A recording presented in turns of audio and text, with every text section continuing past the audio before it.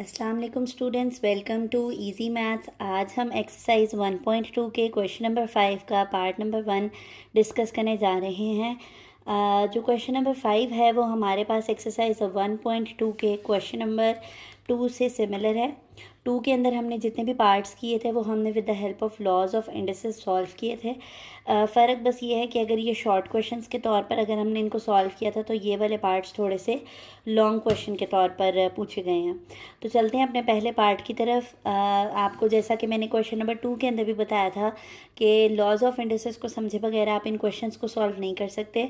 तो एक दफ़ा हमारे चैनल पे मौजूद लेक्चर को जो कि लॉज ऑफ इंडिसेस के ऊपर बनाया गया है, इसको लाजमी विज़िट करें। चलते हैं अपने सोल्यूशन की तरफ। सबसे पहला हमारा हर सवाल के अंदर ये काम होता था कि हम जो नंबर्स हैं उनको हम एक्सपोनेंट फॉर्म में ले जाएं। तो हम एक एक करके अपने नंबर्स को एक्सपोनेंट फॉर्म पे लेके जाते हैं। तो एक्सपोनेंट फॉर्म में मैंने ले जाने का आपको तरीका बताया था कि आपने एलसीएम ले लेना है उस नंबर का जिसको आप एक्सपोनेंट फॉर्म में लेके जाना चाहते हैं। 25 विजिबल है कि ये 25 आपके पास 5 के टेबल पे जाएगा। 5 वन ज़ा 5, तो 25 की जगह पर हम एक्सपोनेंट फॉर्म में कैसे लिख सकते हैं, 5 स्क्वायर लिख सकते हैं। उसके बाद हम 243 को देखते हैं। 16 और 8 को भी कर लेते हैं साथ ही। 16 हमारे पास 2 के टेबल पे जाएगा। 2 8 ज़ा 16, 2 4 ज़ा 8, 2 2 ज़ा 4, 2 1 ज़ा 2, और ये आपके पास 2 रेज़ टू पावर 4 जो है वो 16 के बराबर आ गया है। और जो 8 है उसका भी ले लेते हैं हम एलसीएम। 2 4 ज़ा 8 होता है हमारे पास, 2 2 ज़ा 4 और 2 1 ज़ा 2, तो 2 का क्यूब लिख सकते हैं हम 8 की जगह पर। और 243 का भी एलसीएम ले लेते हैं हम। मैंने आपको आज इस सवाल में एलसीएम की एक टेक्निक भी बताती चलूँ आज आपको कि हमें कैसे पता चलता है कि कोई भी नंबर का एलसीएम किस टेबल पर डिवाइड होगा, क्योंकि एलसीएम हम प्राइम फैक्टर्स निकालने के लिए लेते हैं, इसलिए ज़रूरी है कि हमें पता हो कि वो किस नंबर पर डिवाइड हो रहे हैं। देखें, जिन नंबर्स के एंड पे 5 और 0 आ जाएगा ना, उसको आपने हमेशा 5 पे लेके जाना है। इसी तरह जिन नंबर्स के लास्ट पे इवन नंबर्स आएंगे वो हमेशा 2 पे ही कैंसिल होंगे, लाइक 6 है, 2 है, 4 है, 0 है, ये इवन नंबर्स काउंट होते हैं, तो ये हमेशा 2 के टेबल पे कैंसिल होंगे। 3 के टेबल के अगर आप कैंसिलेशन की टेक्निक जानना चाहते हैं तो वो ये होती है कि कोई भी नंबर जिसको आप चेक करना चाहते हैं कि वो 3 पे कैंसिल होगा या नहीं, उसको आप प्लस कर लें। अगर प्लस करके कोई ऐसा नंबर आता है जो कि डिविजिबल बाय 3 है तो वो पूरा का पूरा नंबर भी डिविजिबल बाय 3 होगा।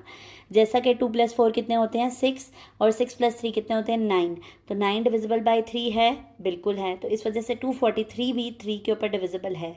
तो इस तरह आप चेक कर सकते हैं और आपको बआसानी पता चल सकता है। 3 8 ज़ा 24 आ गया, 3 1 ज़ा 3, अगेन 81 को प्लस करें, 8 + 1 कितने होते हैं, 9 होते हैं, तो ये भी 3 पर डिविजिबल है। 3 2 ज़ा 6 आ गया, 2 इधर गया, 3 7 ज़ा 21, 3 9 ज़ा 27, 3 3 ज़ा 9, 3 1 ज़ा 3, तो ये आपके पास 243 3 रेज़ टू पावर 5 में आ गया है। तो आप देख रहे हैं कि हमने सारे नंबर्स को एक्सपोनेंट्स में कन्वर्ट कर लिया है। अब हम यहाँ पर पुट कर देते हैं वैल्यूज़। 25 आपके पास क्या आ रहा है, अब हम इन सारों वैल्यूज़ की जगह पे इनकी एक्सपोनेंट फॉर्म लिख लेते हैं। 25 की जगह पे हमने लिखना है 5 स्क्वायर, 3/2 मल्टीप्लाई बाय 243 की जगह पे हमने 3 रेज़ टू पावर 5 लिखना है। 3/5, 16 की जगह पर हम क्या लिख सकते हैं, 2 raise to power 4 raise to power 5/4।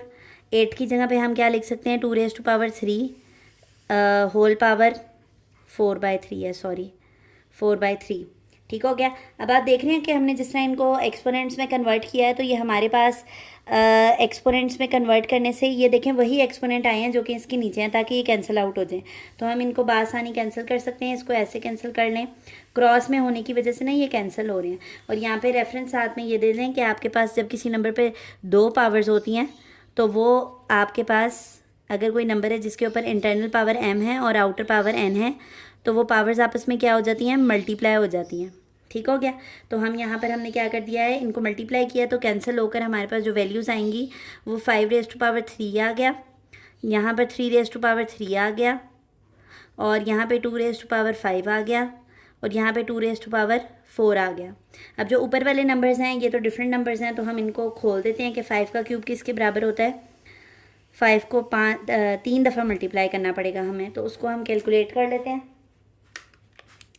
5 का क्यूब आपके पास क्या आता है, 125 आता है। तो 5 की क्यूब की जगह पे 125 लिख लें, और 3 का क्यूब किसके बराबर आता है, 27 के बराबर आता है। ये कुछ बेसिक क्यूब्स हैं जो आप याद कर लें तो आपका टाइम जो है वो कैलकुलेटर को यूज़ करने का बच जाता है। अब आप यहाँ पर देखें कि ये दोनों बेसिस सेम है, तो हमने सीखा था कि जब बेसिस सेम होती हैं तो हम पावर्स को क्या कर सकते हैं, और वो दोनों नंबर्स अगर मल्टीप्लाई हो रहे हों तो हम बेस को एक दफ़ा लिखते हैं और पावर्स को ऐड कर देते हैं। तो यहाँ पर भी मैं यही करने लगी हूँ कि जो 2 है उसको एक दफ़ा लिख लूँगी और पावर्स 5 + 4 है तो उसको प्लस कर दूँगी। 120 और 125 और 27 को आप मल्टीप्लाई कर लें, और सॉरी प्लस कर दिया मैंने, मल्टीप्लाई कर लें तो ये आ गया आपके पास 3375 और 5 + 4 क्या होता है 9, और 2⁻9 निकालेंगे अगर आप तो क्या आएगा 512 आएगा। 3375 2⁻9, ओहो मैंने रिपीट कर दिया है, आप यहाँ पे लिख लें 3375 512, ठीक है। तो यही वो सिंप्लीफाइड आंसर है जो उसने हमसे मांगा था।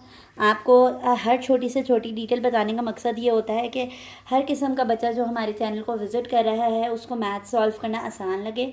एक दफ़ा जब आप कॉन्सेप्ट को अंडरस्टैंड कर लेते हैं तो आपके लिए मैथ्स को समझना इंतहाई आसान हो जाता है, और जो आपने अपने दिमाग में एक सोच लिया होता है कि मैथ्स एक बहुत डिफ़िकल्ट सब्जेक्ट है, सिंपली अगर आप उसकी शॉर्टकट टेक्निक्स सीख लें एक दफ़ा तो आपको मैथ्स के सोल्यूशन में कभी प्रॉब्लम नहीं होती है।